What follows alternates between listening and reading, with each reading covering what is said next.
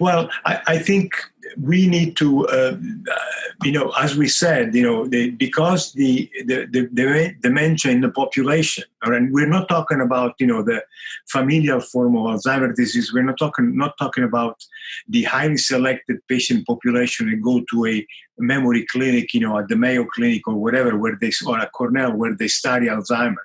If you look at the population, people living in a community, which is ultimately is what our target population.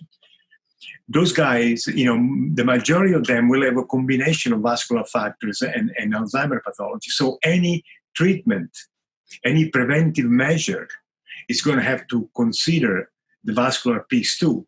So just doing the beta removal or trying to get rid of that, or the tau, with antibodies and so on, it may not be sufficient to really improve the situation, because there's one more piece which we need to address.